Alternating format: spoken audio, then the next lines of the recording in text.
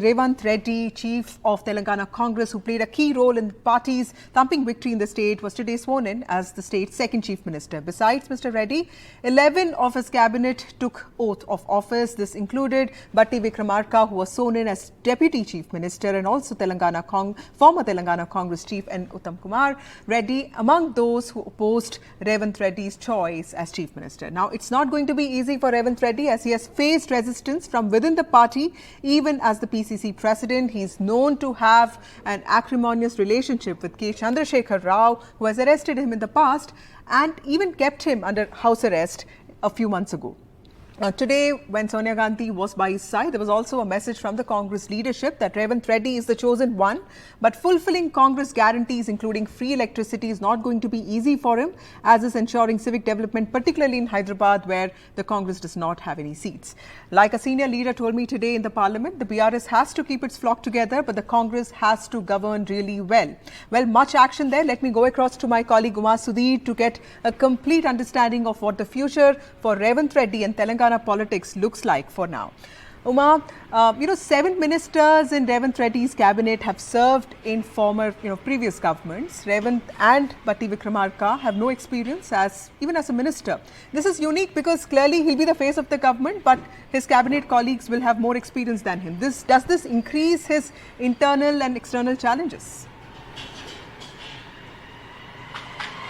It would appear so for sure, because Batti Vikramarka has been a deputy speaker, not been a minister, and Revanth Reddy has never been in the government at all because he's always been in opposition parties. But he has not lost out on any time, and he has hit the ground running, I must say, because soon after the swearing-in ceremony, he made a statement to the people of Telangana right from the same dais from where he took oath of office, and he told them that he's getting the iron fencing around the Pragati Bhavan, which is the Chief Minister's office, broken, and from tomorrow morning onwards it would be called not Pragati Bhavan but Jyotirao Phule Praja Bhavan, and that people could come in and start talking to him. And he says, I give you my word as the Chief Minister of Telangana that any of you, my 4 crore family of Telangana, can come and visit me at any time, tell me suggestions, ideas, hopes. I'm open to all of them, and I'm going to have a transparent government, and I am not ruling over you. We are your servants and your stakeholders in my government. So that's a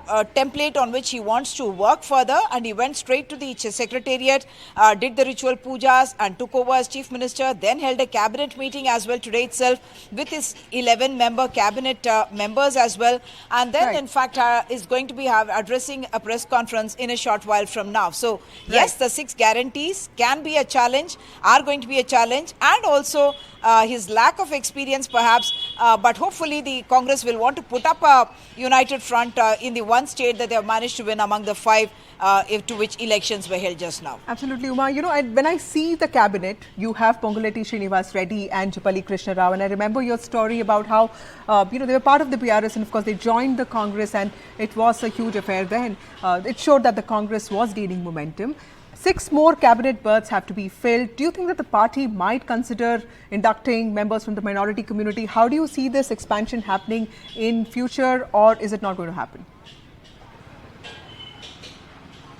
Certainly, Vasudha, already they have 4 Reddys in the cabinet, which includes the Chief Minister, 2 people from the backward caste, 2 more possibly will be inducted, and you have 2 people from the scheduled caste, Damodar Raj Narasimha, who has been Deputy Chief Minister in Kiran Kumar Reddy's cabinet, as well as you have one more face from the community, which is Batti Vikramarka, who is in fact now Deputy Chief Minister, and you have a tribal face and a woman face in Sitaka, who is Dana Anusuya. But the face that is lacking is a minority face. They were not able to get Azuruddin to get elected, nor there was another candidate, Firoz Khan from Nampally, who fought against the MIM quite well, but could not make it. And then Mohammad Shabir also did not win his constituency, and therefore they'll probably use the MLC route to do that. And they also have to fill up the very important Hyderabad area that you mentioned, which is of course the capital region, where the Congress has literally no strength. So what you heard from your parliament friends about BRS candidates probably coming in that can actually happen in the Hyderabad region itself, so that they can strengthen themselves here before the parliament elections in 2024. Uma, very quickly tell me about this most interesting phase, according to me, in the cabinet. Dana Anasuya, Sita Akka, she's a former Naxalite, was also fought the Naxalites, also the BRS. We saw Rahul Gandhi speak, in praise of her earlier this year. Tell us, who is she and how important is she to the Congress? Okay, she's been, socially very, very active, even on social media, very, very active. In fact, any crisis comes up, she's walking up to those areas.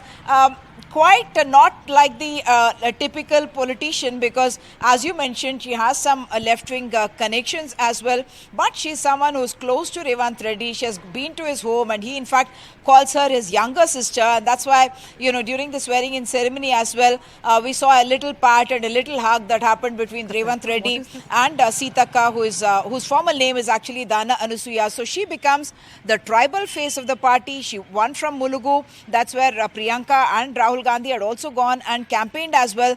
So hopefully the Congress will consolidate, that is what it would be hoping, the ST vote in it. But I must point out that there is another very important group in the SCs. She belongs to the Koya group, and there is a Lambadi group which will also hope to be accommodated, because out of the 36 seats of the SCs this time, the Congress has 132. So they do have a responsibility there to have more numbers perhaps from the tribal community as well. The Lambadi group, as I understand it, as now feels not represented in the cabinet. Right. Thank you, Uma, for joining us with those interesting details. Big day for the Congress in Telangana, but many challenges ahead.